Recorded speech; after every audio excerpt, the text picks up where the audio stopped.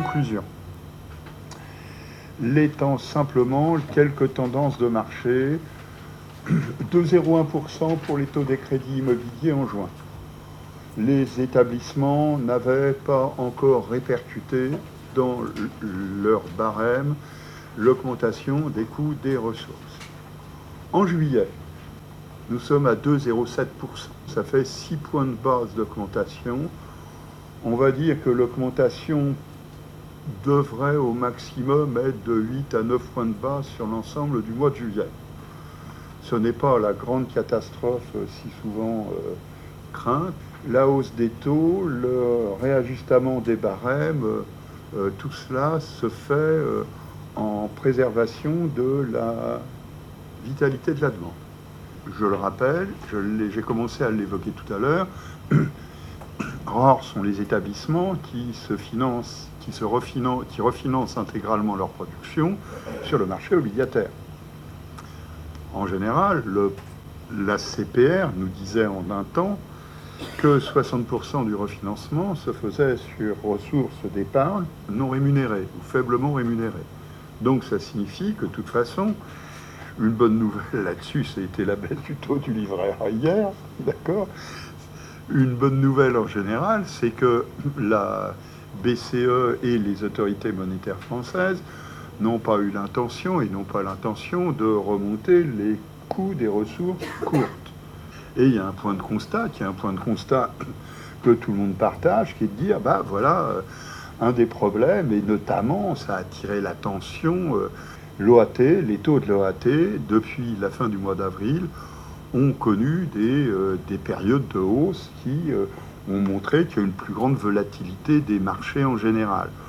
Hausse s'alimentant à la fois des perspectives de retour de l'inflation, c'est important, mais aussi de l'instabilité de la crise grecque. Maintenant, on a construit 3 scénarios. Premier scénario, sortie de crise. La crise grecque se résout plus ou moins bien, mais ça signifie que du côté de l'OAT, du côté de l'OAT, on revient progressivement sur quelque chose qui est plus en phase avec ce que, on va dire, les fondamentaux des marchés nous disent devoir être. Donc, exemple, entre avril et septembre 2013, l'OAT, à 10 ans, prend 69 points de base. Quand on regarde ce qui se passe sur les taux des crédits immobiliers, ils prennent 19 points de base. Alors pourquoi ne répercute-t-il pas ?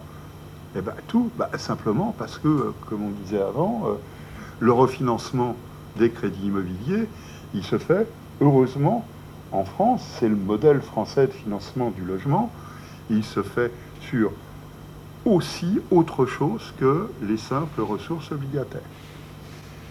Appliquons ce modèle-là, transposition, hausse des taux de l'OAT entre avril et juillet 2015, 76 points de base. On était à 44,2, on était à 0,44% en avril. Et évidemment, depuis le début du mois, on est à 1,20%. Donc j'ai maintenu le 1,20% sur le mois de juillet. Ça signifie qu'à compte tenu des décalages, les taux des crédits immobiliers dans ce scénario, ils augmenteraient de 26 points de base entre juin et septembre. Maintenant, deuxième scénario, c'est le scénario de la Banque de France. La Banque de France construit son scénario de taux en s'appuyant sur la courbe des taux. Le scénario prévoit 1,2% pour l'OAT à 10 ans en moyenne annuelle à 2016 et 1,5% en 2017. Alors, les taux des crédits immobiliers remontent, bien sûr, mais ils remontent mollement, on va le voir. Et pour accompagner ce scénario, on rajoute une hypothèse supplémentaire, finalement, c'est que pour reconstituer ou pour préserver leur marge, les banques relèvent un peu leur pratique de marge qu'elles avaient utilisée jusqu'à présent. Et le troisième scénario, qui est le scénario le plus dur, durcissement de la crise grecque. Et donc ça signifie que la remontée du taux de l'OAT est plus rapide que prévu. Et donc on serait dès la fin 2016 avec un OAT à 10 ans à 1,7%, c'est-à-dire 50 points de base de plus que dans le scénario Banque de France. Qu'est-ce que ça fait tout ça? Le premier scénario optimiste, l'OAT à 10 ans, il redescend à 1% à la fin, enfin en septembre.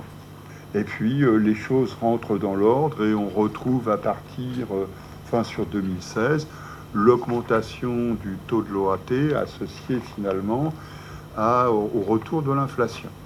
Ça signifie dans ces cas-là un taux à 2,01 en juin, on arrivera à 2,27 en septembre sur les taux des crédits immobiliers, on finirait l'année à 2,12% et on serait en 2016 à 2,23%. Voilà, donc c'est pas véritablement un emballement. Si on prend le scénario Banque de France, voilà, l'OAT 1,25 en septembre, et puis on finirait l'année 2016 à 1,20. Ça signifie que dans ces cas-là, les taux des crédits immobiliers, ils finiraient l'année à 2015 à 2,36%, il sera à 2,40% en moyenne sur l'ensemble de l'année 2016. Et puis le dernier scénario, durcissement, eh bien dans ces cas-là, l'OAT finit l'année 2016 à 1,70 et la répercussion sur les taux des crédits immobiliers, 2,65% en moyenne au second semestre 2016. Alors soyons clairs, en gros l'année 2015, qui est pratiquement, tout le monde est à peu près d'accord quand on regarde les niveaux des taux qu'on observe, l'année, elle serait aux alentours de 2,20% en moyenne. Hein. On était à 2,75% en moyenne sur les taux des crédits immobiliers en 2014 et à 3,03% en moyenne sur les taux des crédits immobiliers en 2013. Finalement, même dans le scénario, qui est le scénario le plus dur, finalement on finit l'année 2016 en revenant au niveau des taux de l'été 2014. On n'a pas véritablement l'impression que ce soit une situation catastrophique pour les marchés immobiliers. On voit bien que le risque sur les taux des crédits immobiliers est un risque modéré, c'est d'autant plus intéressant. Je répète que le scénario Banque de France est quand même un scénario de référence en la matière. Donc pour finir, très rapidement, on est sur un 27-28% de la part des rachats de crédits immobiliers dans la production. Ça signifierait qu'en 3 ans, 2013, 2014, 2015, on aurait vu à peu près 100 milliards d'euros rachetés et avec modification des conditions de crédit. C'est un cataclysme, hein, soyons clairs. C'est une situation qui deviendrait préoccupante si, par malchance, le comité de Bâle réussissait à faire descendre en pilier 1 les ratios prudentiels qui sont aujourd'hui en pilier 2, comme on dit. Voilà. Et donc, terminons. On est sur un premier trimestre, premier semestre, qui en offre acceptée de 33% en progression en glissement annuel, donc 73 milliards d'euros. Ça signifie qu'on va faire une année à 17%. Donc ça signifie qu'on est sur une année qu'on réévalue à 140 milliards, 17%, voire à 142 milliards et demi, ce qui n'est pas exclu aujourd'hui. Voilà, dont 135 milliards pour le neuf et pour l'ancien.